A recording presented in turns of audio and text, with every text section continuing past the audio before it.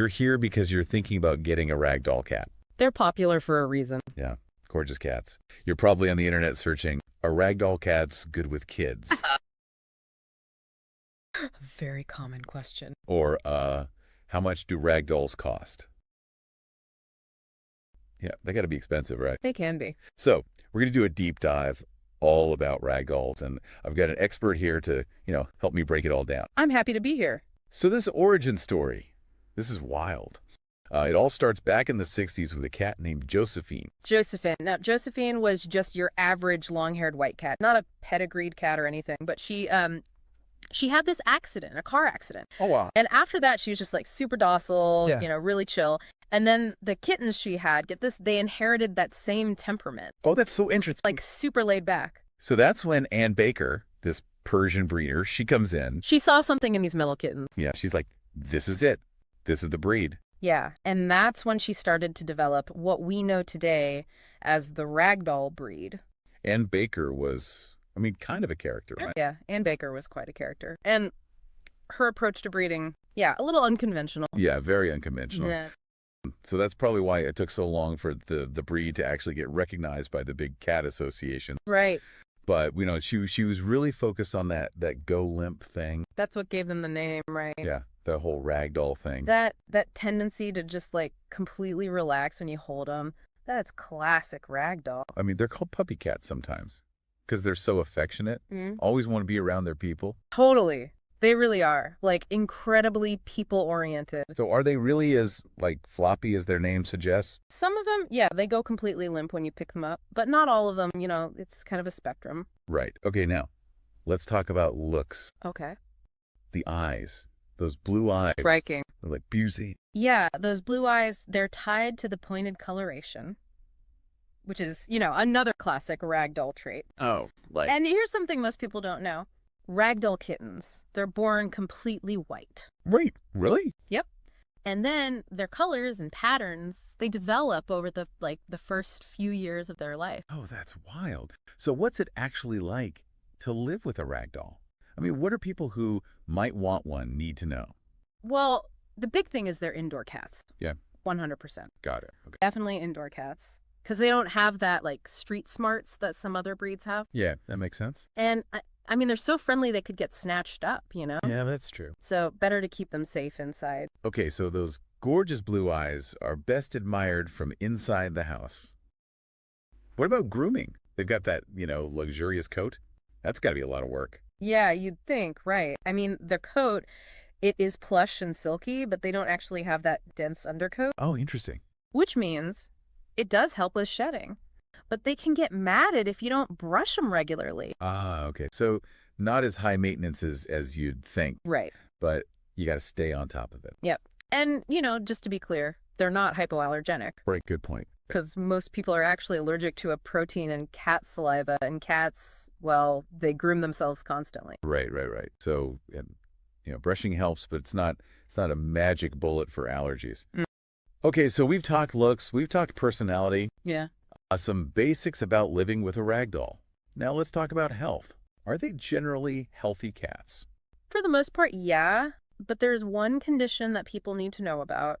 Hypertrophic cardiomyopathy, HCM. HCM, yeah, we've heard of that. Heart condition, right? Yeah, the most common heart disease in cats. And unfortunately, ragdolls, they're predisposed to it. There's that genetic mutation. Exactly. A specific genetic mutation that increases their risk. So responsible breeders, they'll test their cats for this. So it's something to ask about. Okay, the cost. We all know these cats they're not cheap. You're paying for those looks, that personality. What are we looking at price-wise for a ragdoll kitten? It depends, but you're probably looking at, I don't know, somewhere between $1,000 and $2,000. For a pet quality kitten? Yeah, just a regular pet. Show quality, breeding quality, that's a whole other story. Right. Those prices can get really high. Yeah, that's a lot of money. There's always adoption, right? Always. Adoption is a wonderful option. You can find cats that have similar personalities to ragdolls in shelters. Absolutely. And it's, a fraction of the cost. Yep. So you can find your perfect match without, breaking the bank. Yeah. Okay, so we've covered their origin story, how they look, their personality, being indoor cats, the grooming situation, and even the health and the cost. Well, I think we can all agree these are some pretty unique cats. Oh, yeah? They really are. But I do want to go a little deeper into some of those dog-like behaviors. Like, what makes them so dog-like? It's all about being super people-oriented. I mean, they just love attention, love to be around their humans. Like, you'll find them following you all over the house. Yeah. You know, room to room, like a little dog. It's true. So, like, that Velcro cat thing, Oh, yeah, very much so. they're not just content with being in the same room. Like, they want to, like, interact. They want to be right there with you, rubbing against your legs, head-butting you for attention. Some of them even play fetch. Fetch? Yep, it's pretty amazing. It's like having a furry little shadow. Ah, I love that. Okay, but you hear people call them lap cats, too. Is that true? Do they, like, cuddle up on your lap? Well, it's funny you say that because some will, but a lot of them actually prefer to be near you Interesting. rather than on you. So maybe at your feet or on the couch next to you. So it's more about proximity. Yeah, I think so. Any idea why that is? It might be the coat. You know, their fur is so thick and plush, maybe they get a little too warm sitting right on your lap. Oh, yeah. Makes sense. They still want to be close, but not create a sauna situation. They're smart cats. They know how to stay comfortable. Yeah. Okay, so back to that floppy thing. Like, what makes them so floppy? I think it's a combination of their temperament and their, like, build. You know, they have this loose posture, and they just completely relax when they're being held. Oh, okay. Like a ragdoll. Like, Yeah. they just melt into your arms. It's something you really have to see. Yeah, right. Pictures don't do it justice. It's just this endearing, you know, quirk. And I think they do it for attention, too. Like, hey, look how adorable and relaxed I am. Pet me. Who could resist that? Okay, so we know they're affectionate, they're playful, they're floppy. But are they smart? Do they need a lot of, like, mental stimulation? Absolutely. Ragdolls are very intelligent cats. Oh. And they need to be challenged mentally. Right. So, you know, make sure they've got plenty of toys, maybe some climbing structures. Even those puzzle feeders where they got to work for their food are great. So they're not just, like, cuddly couch potatoes. Nope. They need their brain games, too. Right. And don't forget, they love people, so make sure you play with them. Right. It's not just about the toys. It's about engaging with them. A game of fetch, a little feather wand action, even just petting and cuddling. I mean, that sounds like the perfect mix. Playful and affectionate. It is. Which probably explains why they're so popular with families, right? Yeah, I think so. But you got to remember, every cat's an individual, even within a breed. Right. So not all ragdolls are going to be super floppy or love being picked up all the time. Pay attention to their body language, respect their boundaries. That's good advice. We can't assume they're all the same just because they're a ragdoll. Sure. So earlier we were talking about Ann Baker and her approach to breeding. Her interesting approach. Yeah, why was it so controversial? She had some, let's say, very specific ideas about how she wanted the breed to develop. And she really tried to control who could breed them. Interesting. Like, she had her own association, she sold franchises, the whole thing. Made it really hard for anyone else to get involved. Wow, she wanted to keep a tight grip on the ragdolls. Yeah, pretty much. But luckily, her control, it didn't last forever. And thanks to, you know, other breeders who really loved the breed, ragdolls got accepted by those big cat associations in the early 2000s. So they had a kind of rocky start, but they've made it to the top. I mean, they're one of the most popular breeds out there. They are, and that's gotta say something, right? Yeah. It's a testament to, I don't know, their beauty, their personality, their whole ragdoll charm. Speaking of charm, their voices, right? Oh, yeah. I've heard they have a unique meow. Yeah, they do. It's kind of a soft, almost chirping sound. Really? Like a trill or a chirp. Very quiet and melodic. Wow. Not your average meow?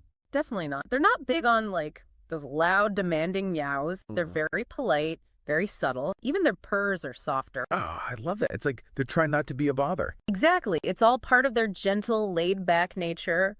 But, you know, even the most charming cats can have health issues. We talked about HCM, but there's something else ragdoll owners should know about. Bladder stones.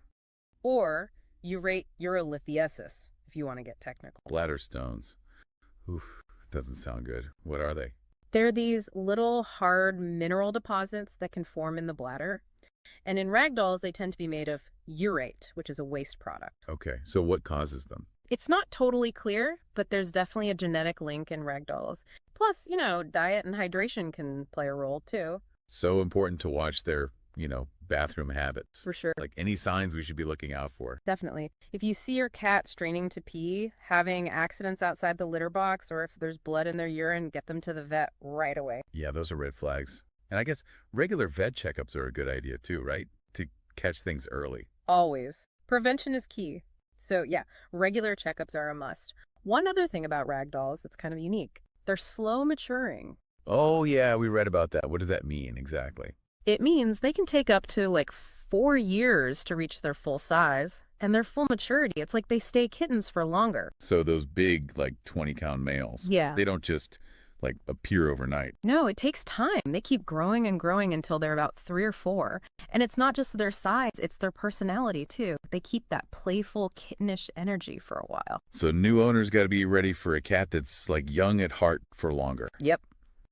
Could be a good thing, could be a challenge, depending on your lifestyle. It's all part of their charm. It makes those cuddly, floppy moments even more special because you get to enjoy them for longer. And they live a long time, right? Oh, yeah. Yeah. Average lifespan, 12 to 20 years. So that's a lot of time to enjoy those moments. Okay, so as we wrap up this part of our Ragdoll deep dive, what are some of the big things potential owners need to remember? Well, I think the biggest thing is, realizing that getting a rag doll, it's a commitment. Yeah. They're not just pretty to look at. They're smart, they're social, they have needs. Yeah. You have to be prepared to give them the right kind of environment, a lot of attention, and of course, regular vet care. So it's more than just falling in love with those big blue eyes. Exactly. You got to be a responsible owner. Yep, you got to be ready to meet their needs. So do your research. If you're going with a breeder, find a reputable one. Mm-hmm. Or think about adopting. There are so many amazing ragdolls out there, in shelters, waiting for a good home. And don't forget the brushing. Got to keep that gorgeous coat nice and tangle-free. Oh yeah, grooming is definitely a must with ragdolls. So we've spent some time diving into the world of ragdolls, and I think it's safe to say these are some special cats. They really are. They've got beauty, personality, all those quirks. It's a unique combination. Gentle, playful, floppy. I mean, what's not to love? But we've also learned that they need a little extra care, Yeah. especially when it comes to their health. Right. It's important to understand their needs. But for people who are, willing to put in the effort, I bet it's totally worth it. Oh, absolutely. These cats, they make incredible companions. So to anyone out there who's thinking about getting a ragdoll, do your research, find a good breeder, or consider adopting. And most importantly, get ready for a lot of love, a lot of floppiness, and probably a few mischievous moments along the way. And don't forget those vet visits. Of course, keeping them healthy is part of taking care of them. All right, well, that wraps up our deep dive into the world of ragdolls. We hope you've learned something new about these amazing cats. Happy cat venture.